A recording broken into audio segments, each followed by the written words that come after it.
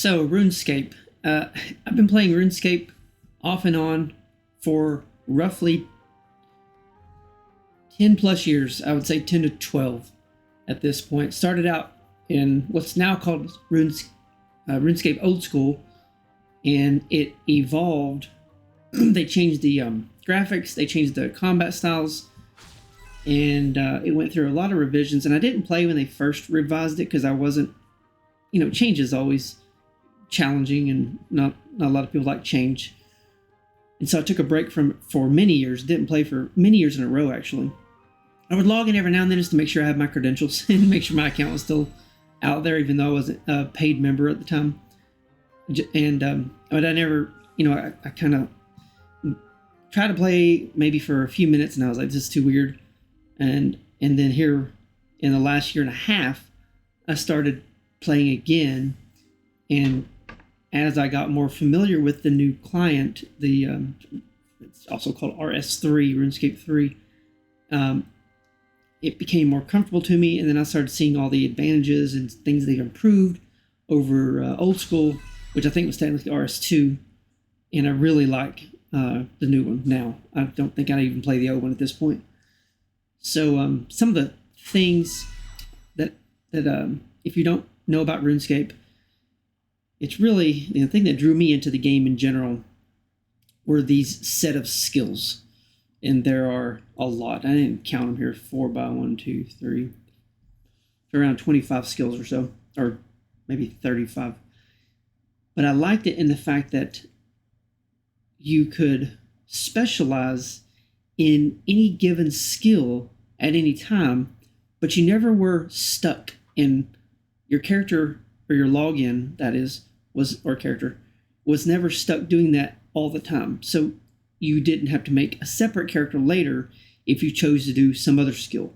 And what I liked about this in the beginning was I could choose to be a melee fighter and do that for a long time. And then if I got bored of that and wanted to do something else, I could simply start training my range. I could still always go back to melee, but I would always have the ability to keep training range, and then magic as well, which is right here. It reminded me back in the day when I played D&D, paper D&D, 2nd edition, when we had these multi-class characters, and we could, we could train for a while and have those skills apply to the new trait or abilities we wanted to pursue.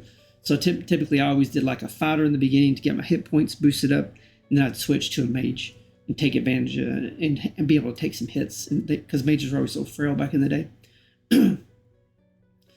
So the other things that drew me into RuneScape, I remember first seeing it played was I saw someone chop down a tree, and then they collected logs from chopping the tree down, and then they can immediately use those logs for something else, like fletching, fletch up arrows, fletch bows. They could also burn those logs for fire making skill. So everything that you do in the game becomes some kind of resource to you, whether that be fishing, to catch fish, to cook, for food that heals your hit points. That's how that chain goes. Or, like I mentioned earlier, cutting down trees to use for ranged weapons, and or boosting up another skill like fire making that has some other game perks. What I chose to do, I didn't really like fishing and cooking. I didn't really like wood cutting and fire making, although that's what kind of drew me into the game, was seeing someone cut wood and reuse those resources. I liked farming and herblore. That's kind of where I put most of my attention to. And I did that for one primary reason, was I felt that it was the most profitable. And if you don't have money in this game, you can't make money in the game, your character's going to have a slower time advancing in his level than he would otherwise.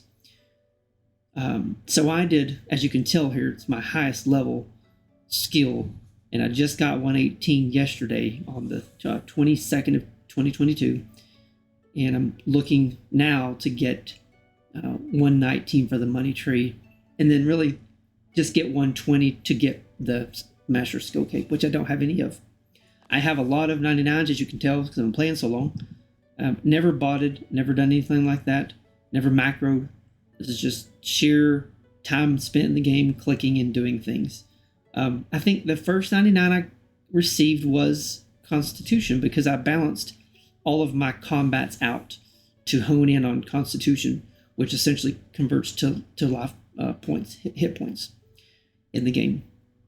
So I melee trained for a while, and all the while, all of the combat styles, melee, range, and magic, can apply to both Constitution. I think they changed it a little bit now. I think they all went to Constitution. By default, you couldn't take it away, and now you can take it where you don't necessarily have to have it apply to defense. You can say, I want all of the melee going to attack and or strength, because those two kind of go hand in hand for melee. And then for range, it was either range defense, or for magic, it was either magic defense. So the place I stay at quite often with the new RuneScape, and I didn't with the old one, or actually I played before this place called the Grand Exchange even existed, and I didn't really care for the game as much as I did post Grand Exchange existence, because I didn't like, and I still don't like, some things you still have to like do chat trading, chat selling, and I don't like to key into the masses to sell things. So when they made the GE, a lot of people didn't like it. I loved it. I thought it made the game so much more efficient, and you didn't have to, get out there and spam sales and be a salesman, when you could just spend your time playing the game instead of trying to sell stuff to make money. So I thought the GE was great. Plus, it gave people an idea. I think the people who didn't like the Grand Exchange were people who were taking advantage of people selling things for too much money to those who did not know any better. So I think the Grand Exchange helped that out a lot. And so now you can, now I can farm all my resources, put them in the Grand Exchange, take off and play the game some more. Don't have to worry about sitting there literally sometimes for half hour just trying to sell some stuff. You still have to do that now with the farming pets if you want to sell them, the ones you get from your player-owned farm. So again, I don't even like that. So typically my bins stay pretty full, and I end up trading them in for beans because I simply just don't like chatting out to the masses to sell stuff.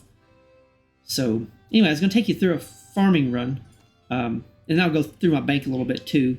Well, I'll go into the bank now, actually. So the banks, and you just have to hover over to find it. I tend to keep this zoomed out view. A lot of people like to stay in this zoomed in view, maybe first person view like this. I tend to stay way out here because I like to see a lot on the screen. And I use the cursor keys a lot. I use this mini map quite a bit to get to places. I don't click on the main map that much unless I'm doing combat or actual skills. But to get places, you typically want to use this mini map. And I've laid, you can customize all of these screens now too. You can customize how your teleport spells show up. You can make them smaller, larger, whatever. I could even reduce this down even a bit more, seeing how they're, or this one here, seeing how it's not utilizing the second row, just to get more screen real estate. Doesn't look like it can for whatever reason. But anyway, yeah, I spent some time just kind of customizing this. Most players spend a lot of time in the backpack, a lot of time in their worn equipment tab, which is huge. I spend a lot of time in the skills tab. When you summon a familiar, spend a lot of time here. See what friends you have who are online and what world they're in. And then when you do some kind of group combat, you have this new tab that shows up called the group chat list, and that enables you to communicate with your people and teleport and do looting and all that stuff. So I tend to keep all the public filter out too. Again, I'm not really a public multiplayer kind of person. I like to just play by myself, quite honestly. And if I had that on, switch over to this all, or I think I got these filters all whacked up, but I've got my all chat set up to where I filter out the public comments, and I just want to see game stuff that's important to me, important to my character. So that's how I have mine set up here, and people set it up all kinds of different ways. And I'm not by any means a good combat player. I think the best bosses I have fought have been, especially back in the day, it's all we had. And for these new bosses, I haven't even tried because I don't play with teams. So I'll do some Silk King Black Dragon, Cow Fight Queen, Bandos, or any of the God of Wars, the classic God of Wars that is in the God of Wars dungeon. And that's pretty much it. I really don't go out there and fight a lot of these corporeal beasts. I think I did that one time because I got into a group of like 15 people and it was super easy. But I don't really do anything else as far as trying to find loot for combat. I wish I did. Honestly, I'd have a lot more fun in the game probably than I do now, doing both. But I simply, I log in daily to get through my challenges, which I recommend everybody do because it's free XP, free bonus XP, free lamps. They're super quick and easy to do, especially once you get a rhythm and a routine. You can finish up your daily reward challenges within sometimes 10 minutes. Super easy. Quick login. You can do this even on the mobile client. Sometimes it does. I wouldn't recommend the mobile client for combat, but sometimes it does offer you the challenge of going and fighting in combat. Just pick somebody you would never even get hit with. It doesn't really matter. You still get the reward for it. And then you get these chests too, which are giving out, even bonus items. I am a Premier member. I go ahead and do the 1-year membership at the beginning of the year. It's super cheap. It comes out to, I think it's less than $5 a month to play this game, which is as much content as in the game is a super good deal. I think most players like me live on the what's called the Runescape wiki. If you didn't have that, this game is so content rich, you would really have no clue what you're doing. I have my graphics scaled down tremendously. I don't like all of the clutter that can be shown in the game. I don't like rooftops being visible. I only want to see what's pertinent to the game, to what I'm doing in the game. So all of the other fancy stuff, I really could care less about. And so I have it all stripped down. So if you're thinking this really looks like a poorly rendered game, well, it's because I've got my graphics down. It's not, granted, it's nowhere near some of the modern games that exist today. This game is not for those kinds of players. If you have to have the best graphics, rendering it with the best new video card capabilities, this game is not for you.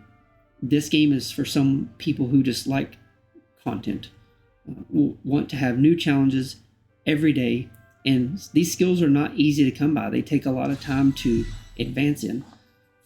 For example, 75 is a good milestone to achieve in all skills that you have at your disposal. And even if you did that, like my lowest skill is an 80 in non-elite skills. There's only one elite skill that's out right now. It's called the invention skill. I'll get back to that in a minute as far as how the XP scales. But as far as regular skills, you can tell here, you may not be able to tell, depends on how this renders, that my fletching is 80. And I achieved that 80 only gaining right around 2.1 mil in experience. If you look at 96, which is only 16 above that, it's at my herblore is 9.9 mil. So you can see why the scale starts, to get to 70, you're kind of here. And then once you get to 80, you start climbing up a little bit more. And then once you hit 90 and then to 99 is like this. So to get to that 70 and everything is pretty obtainable because it's only 2 mil per skill. Especially with some of these skills like fletching, where you just sit at the GE if you've made money in the game, and you can just buy your logs and just sit there and fletch with all these bonus embers being popped all the time, these pulse cores and these cinder cores. So I stay here quite a bit. Now they have these portable fletchers, which they didn't have back in the day, that can save you from consuming resources like logs. So if I choose to burn in this portable brazier here, burn logs, and I had an inventory full of logs, all these spaces here, I think there are still 28 in the game, that's never changed, then I might not use all 28 logs, and if I didn't, by use of the portable skiller, they would go back into my bank. So I'd have that to go back and get later, so it kind of saves you some money. So anyway, I'll take you on a farming run that I do. The reason I went to the bank first, and again, I've been playing this for a while, my net worth is like 1.5 billion, I think, and it's not a lot for people who've been playing a lot. That's the wrong tab. For people who've been playing a lot, this is the wrong tab again. Here it is. Almost 1.5, and this is including my untradable wealth. So, things that I have in the bank that I don't know how they scale that. I don't even know what would change. So somehow they've figured out and determined values of untradable wealth. I'm not sure if that is coming from just things you can only high out, or if they've put time into what you can gather in the game. But I keep that checked.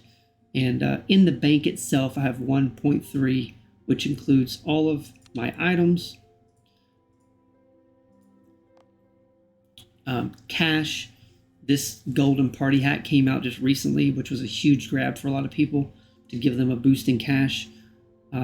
Most of my money spent in these combat items here, such as this augmented, here it is, augmented masterwork plate legs and masterwork plate body. All the masterwork items are relatively pricey. You know, back when I played back in RS2, Bandos and Armadillo were really pricey. They're not so much anymore. This is new, Garb of Subjugation. It's not super pricey. I don't do a lot of mage, sort of really just wanted something that did not degrade. I do more melee than anything, so that's why I went ahead and achieved the 99 smithing and made this gear for myself, which is the only way you can have this gear is to hit 99 smithing, which is a feat in its own as well. But again, I did farming forever, and that's kind of a skill that I've always went back to and do on a daily basis. So if I'm coming here on a daily basis and I have 30 minutes to spend in the game, I will simply do my challenges real quick and then do a farming run. And my farming run looks like this. I go into the bank, if I can find her, and then I have a preset tab called farming. It's on number 5. You can set these tabs in this configuration icon here. I'll go back to it so I clicked on too quick. Open this preset settings menu. Go here. You basically load your worn equipment and your backpack up with whatever you want. Then you choose the slot you want it in. You choose the pre-selected name, which they have pretty much one for everything. And then you click save. And next time you come into the game, you don't have to worry about forgetting things that you should have put on or should have had in your bank when you're doing your run. This goes the same for combat, slayering. I have one for melee, slayer. Oh, something I did a lot of too is slayer. A huge amount of slayer, even though I'm only at 102. That's pretty much how I ran all of my stats up with combat, is through slayer. So you double down in the system that way. If you go into getting tasks from slayer masters, you're not only getting slayer experience, you're getting all the drops from the monsters, your combat is going up, and you can benefit from all the yield that you get from the drops, whether that be applied to another skill or just for cash. And it was a pretty good mix, honestly, between what you could do in skills and what you could do with the cash or the cells that you made from it, from the monster drops, that is. So anyway, I load up farming. Typically the first thing I do, and it changes as you level. The farming runs that I call them changes every time you level and achieve some new level of harvest or item you can plant or place you can go. And some things I've chosen just not to do because it's just not time efficient. So first thing I do is I typically home teleport to Canvas. And I don't do, there are a lot of things I have not unlocked in this new RuneScape 3 since I've came back. A lot of the new teleports you can do that are quicker than the home teleport, which is the slowest way to get around. And here's the slowest. The reason why is because it takes forever to come off the teleport and pop down. Usually the first thing I do is I go to Canvas and I pluck out my mushroom patch. I don't remember what level, and you can always see, go to the wiki. It tells you everything, basically, when you can do certain things at certain levels. But at some point I could plant these bittercat mushrooms, and I've determined that these provide the best profit. So you pluck them out of the plot, and you have your super. I do super compost. It's it doesn't have a high fail rate. Honestly, I don't fail that many times. Probably do the most during this video that I've ever done. Treat your patch with super compost. Plant your seed. Another thing that was huge they upgraded with the RS3, they didn't have in RS2 days, was you could click your yield, click on the tool leprechaun, which exists in every patch, and it will note it for you. That was such a huge time saver. Used to, you had to take what's called a beast of burden and put all your stuff in that beast of burden, and sometimes even he or she would fill up. You had to go to the bank, empty the beast of burden, and then you could finish your run. And now you don't even have to take a beast of burden. you can just note everything and have it in your inventory, which saves a lot of time and space. So I do my mushroom patch, and then I head over to what's called a normal farming patch. I hit 4 for my run. I think there might be a 5th one, but I don't do it. I've got to the level where I yield marigolds yield more than just 1 for me. They come in 5 now since I'm such high level in farming. Simply click it, yield the marigolds, treat the patch, plant new seeds. And then I always have these juju farming potions to click right before I do my herb yield, because every now and then you'll see here, well, I noted them, so I don't really know what I got extra, but my cape, my worn equipment that I have on is called this master farming equipment. It consists of the gloves, boots, legs, hat, and chest, and it gives me all of these perks, and you can look on the wiki and see what all of those do. But essentially, I don't have to water my flowers or my fruit or vegetables, which I don't even harvest those anymore. And sometimes I have the ability to automatically note things coming from patches, which is what happened here in this herb patch. So everything went to note form immediately, which can save a lot of time. So that's 1 patch down for the regular patches. My second patch that I do is Catherby. Again, home teleport. There probably is a faster teleport out there. I haven't investigated since I've been back in the game. It's not been a big deal to do the home teleport to this one. And again, the worst part is popping off this teleport, because you can click, but you're not going anywhere until he fully pops off of it. And I just simply rinse, wash, and repeat. I hit the flower patch again, getting my 5 marigolds, which sell for a lot of money. Treat the patch. Plant the flower. Typically, I'll go ahead and note if he's close by. And then let's see if we can see here now. The potion allows you to recover a second herb. So because I drank this potion, which I have another 4 minutes of usability from, I got an extra herb. And like I said, I don't know what happens when it goes. I don't know what happens when it goes to immediately to noted form. I assume there's some kind of algorithm that lets you know that you got extra.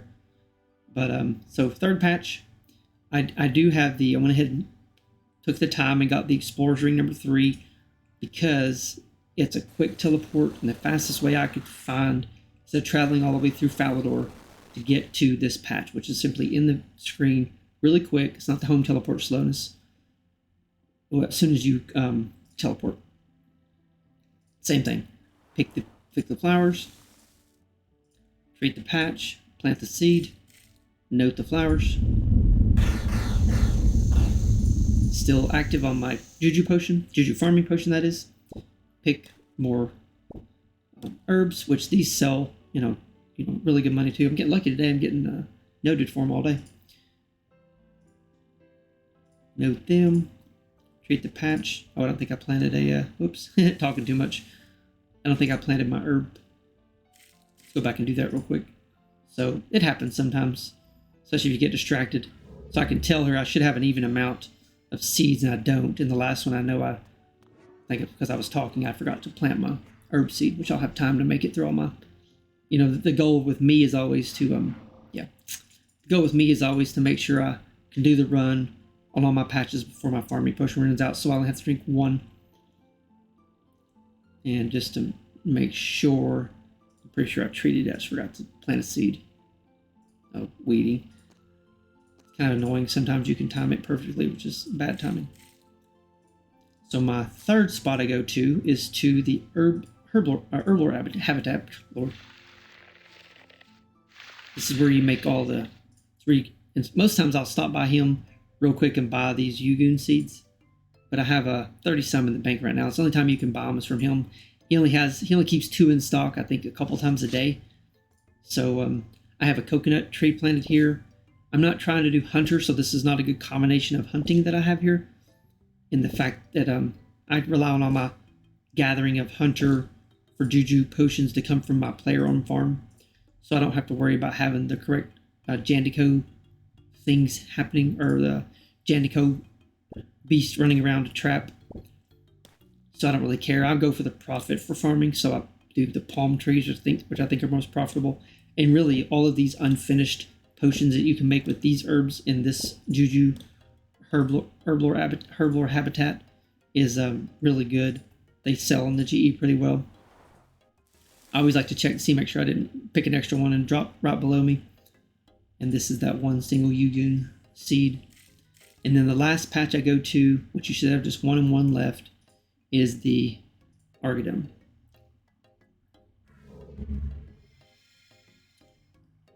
If I said that right. Arduing, however that's pronounced. I always call it Argadum. Oh, I canceled out my teleport. Arduini. Never really thought about how to pronounce that because I've gotten in such a habit of calling it Argadum. But it's not how you pronounce that. I can tell by looking at it. But it's easier to pronounce how it looks, how it's spelled. So here's the fourth and final patch. You can tell I've been doing farming forever because I got the Grandmaster perk too. Oh, got one. So I said super compost typically keeps everything alive. In this case, it did not. My herbs died this round. Not a big deal. Still pretty cheap to have the super compost available to you. So pluck those.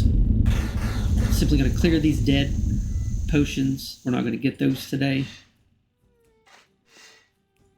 And I messed up somewhere too. Again, I can't talk and play this game. So I should have used all of my super compost. I bet it was at the herblore habitat, which is not a big deal. And if that one dies, you know, it is what it is.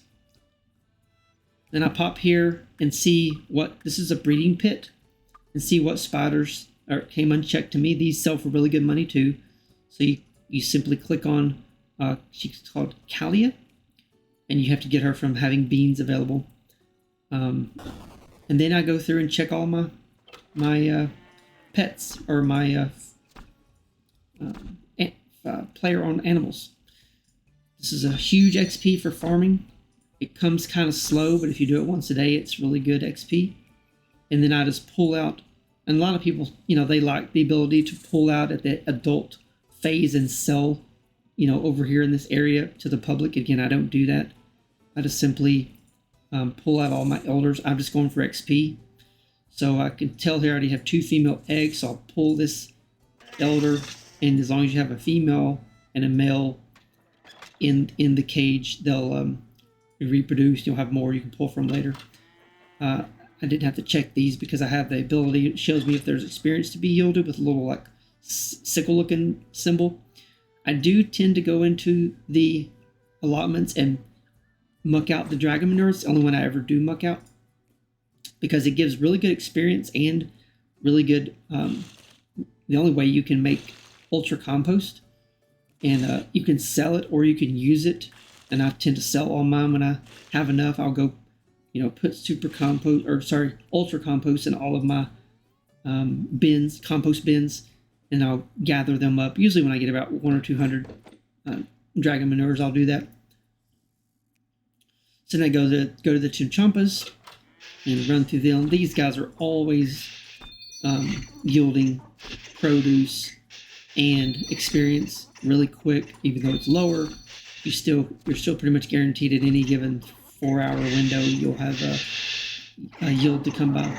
So I typically click on the white ones first because they're my young chinchompas, and then I have male and female in this combination, so I can simply go check these for elders, and I know I'm going to have male and females left in there. I don't pluck my adolescents because they have another growth cycle to come by, and I like to get, like I said, the experience off of them.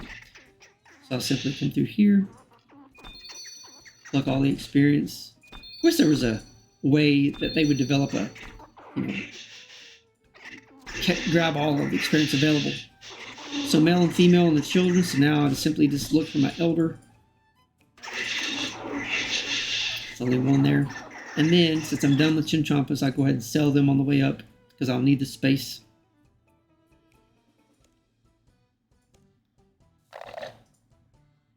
And then I'll swing by this dragon bin. If there's some manure, I'll grab it. And I see we have an egg here, so I'll pluck one of these dragons out too.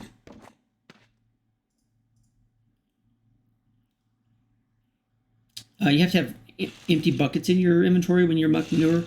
Otherwise, you just get the experience for it. It kind of goes into infinite space. So that's why I just keep those buckets in after I farm.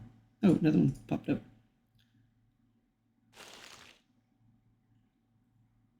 Okay, and then I'll jump back out of here.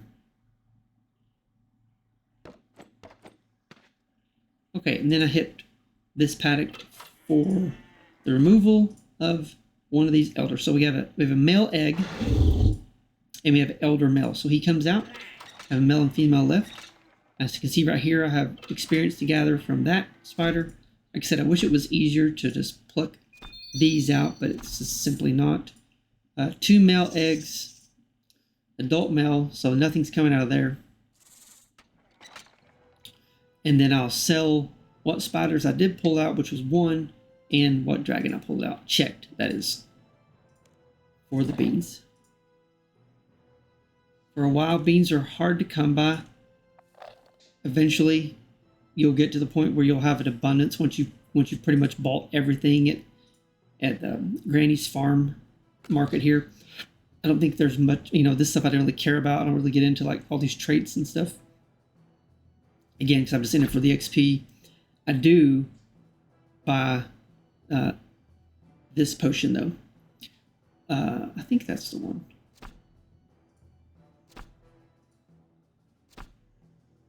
No, it's this one, sorry. Supreme growth on the herblore patches. Super good way to make money.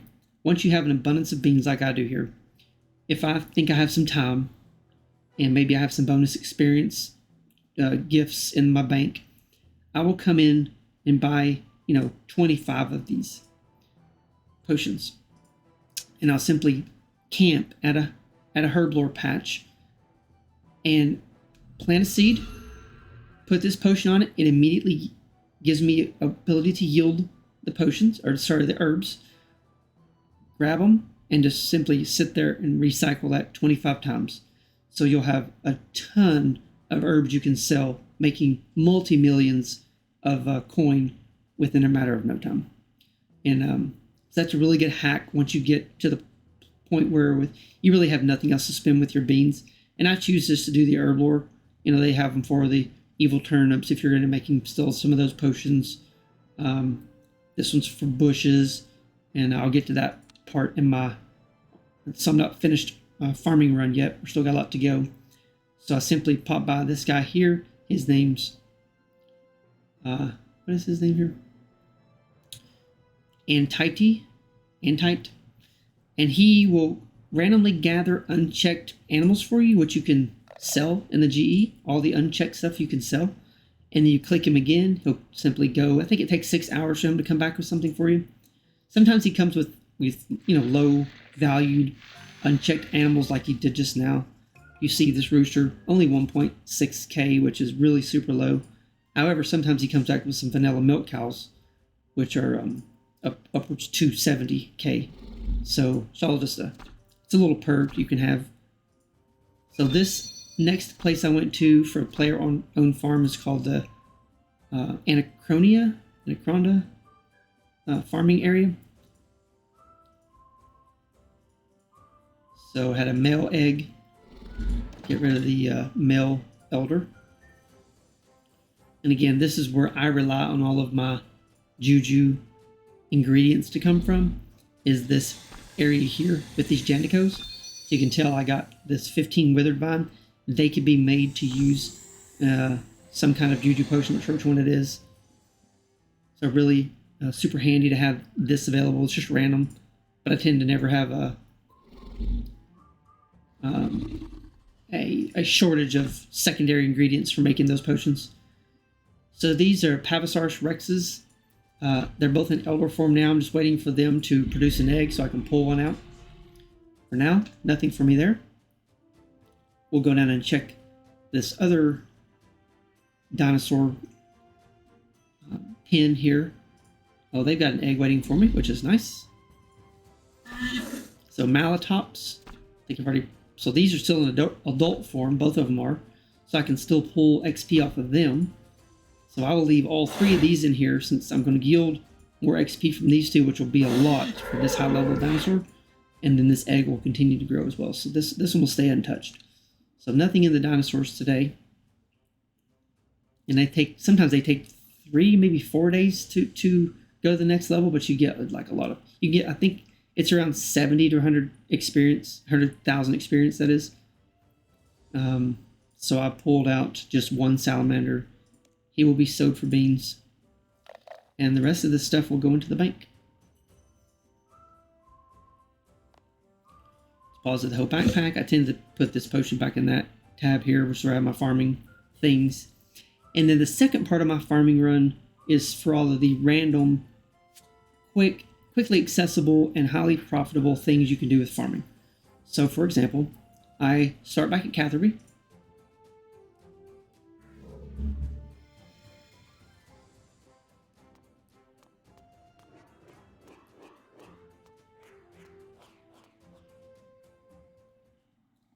I seen someone the other day, they were posting their net worth. It was like 7 point something mil or bill. I'm sure there are people who have, a lot more. Again, I don't get into who's who in the game, but just seeing that come out in public chat one day, I was like, wow, that's a lot of money. And I'm sure they're in groups and doing, big boss battles and getting a lot of high level drops. And having a lot of fun with the game like that. But I just, like I said, never really got into doing that. So pick the coconuts there. Second place I go to, a slow teleport, is Port Sarum. The second part is not as long as the first part. It's just quick. And I used to not sell any of this stuff. I used to use it all for making potions. But I've kind of decided at 96 herblore that I'm good. I don't really have to keep everything like I used to. So I sell a lot of stuff now. I keep some things just in case I have to make it. But for the most part, I sell everything to the GE after I farm. Or I'll keep it for a while and I'll sell it, when I get more of something. So I have white or poison ivy berries in the bush patches. That's what I find to be the most profitable. So 4, sometimes 5 per yield. Yep, so those come noted as well. And then I use the combat the combat bracelet and go to the Champions Guild. There's a patch right here. Looks very similar to where we were. Hit this one real quick.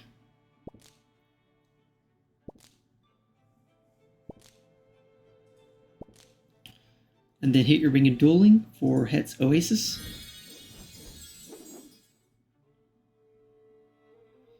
And now that Het's Oasis is around, we have 2 cactus patches close by one another, which has been a new addition. So I usually just hit this first one first, and I'm at the golden dragon fruit. I don't sell these. I'm probably going to eventually make some of these potions, so right now I'm just gathering all I can for the time being.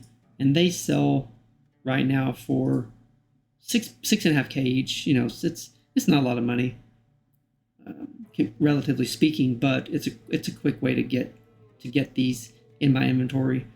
And I'll probably keep a low minimum amount of 200 in my inventory and then sell over top of that. Most things I keep 500 or 1,000 depending on how much yield you get from them. Since these come really slow, I'll keep a lower number, like in the maybe 100. I'm not really sure.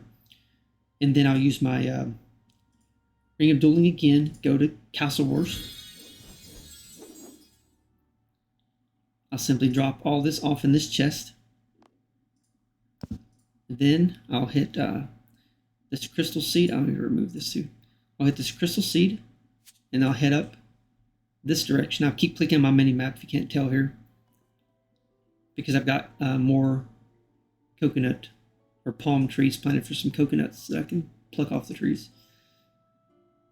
So I'll pop up here. This is probably the longest run in the whole farming that I do. Maybe Canopus is equal to in the beginning. But we're almost there.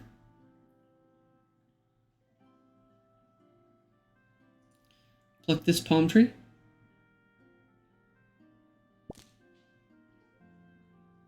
That came noted, which saves some time. And then I hit this Elkoi guy. And you had to do a quest to get this ability unlocked. He'll take you through that maze essentially, and then you can go into this area with this what's called a spirit tree teleport on the east side of this area. You can right click before you get to it, choose teleport, and I'd go to the top one first. I know I've got even 2 more spirit trees I can plant, but as of right now I haven't found a reason to plant them yet, so I'll just keep what I had back in the RS old school days. I didn't even plant anything new when I started getting more quest points here recently. Head back to this tree, takes you back to the main spirit tree.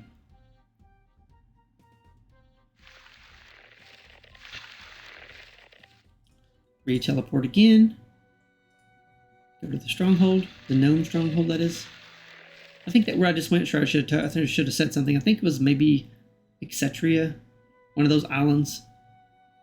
This is a really quick one to grab palm trees, or some of the palm tree patch to grab coconuts. Hit back to teleport again. And this is considered another core tree, so you don't have to go back. And then I go to this Battlefield of Khazard area, which I pop down and get my last bush patch, another poison ivy bush. So 3 all in all for bushes. I think there are 1, 2, 3, 4 coconuts patches that I got in the end of this, or this whole run actually. One was in the first part of it. And then the regular allotments, specifically just the flowers and the herbs. And then we'll hit 1 more coconut patch here, which will be the last one we'll do. And that is in a place called, what is this place called again? I can't remember what this place is called. Letya, maybe? Llyetya. This little area here you can only get to with this crystal teleport seed, or you can walk into it. I think it's how you get into it. When you, again, it's a quest space. One thing I don't like about this game are quests. I despise the quests in this game. I only do quests if it unlocks new areas or new gear or new skill, something that's needed. Other than that, I think they're the worst thing. If you could spend money and bypass quests, I would do it in a heartbeat. $1 a quest, $2 for Grandmaster. I don't know what it is, what the value is. I mean, there would be a certain value I would not do it at, but they're so terrible, I wouldn't even care just to save because it's simply just clicking on stuff. It's such a waste of time. It's terrible. RuneScape, if you're listening, I know you're not. Get rid of quests. They're just awful, and I may be the minority. I'm not sure if I am. Some people may love the quests for the stories. I can't tell you any time I've ever read more than 1 sentence in any quest. It's just I spam click as quick as I can to get through the quest because they're just gut wrenching to me.